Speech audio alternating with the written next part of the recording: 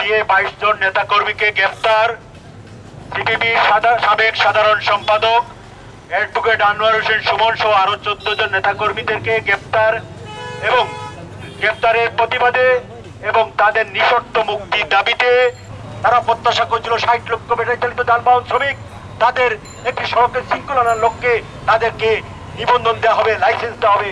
ইতিমধ্যে সরকার একটি খসড়া নীতিমালা প্রণয়ন করেছে।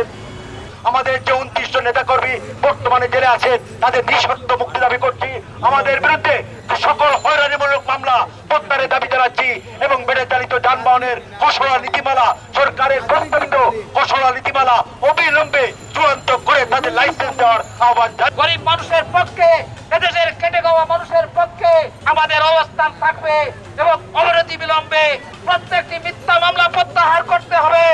আনোয়ার হোসেন সুমন সহ বাসদ কার্যালয় থেকে যে 15 জনকে গ্রেফতার করা হয়েছে তাদের অনতিবিলম্বে মুক্তি দিতে হবে। এদেশের মানুষের সমান অধিকার সবার আছে, কথা বলার অধিকার আছে, আন্দোলন সংগ্রাম করার অধিকার আছে।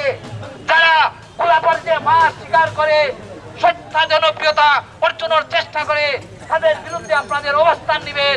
আমরা দাবি করছি মিথ্যা মামলায় ভিন্ন মত দমনের চেষ্টা করে গ্রেফতার করা হয়েছে আমাদের যে নেতাকর্মী, রিক্সা শ্রমিক, তাদের মুক্তি এবং মিথ্যা মামলা প্রত্যাহারের দাবিতে আমরা এই সমাবেশে মিলিত হয়েছি। একটা রাজনৈতিক দল বাসদের অফিস থেকে 22 জনকে গ্রেফতার করা হলো।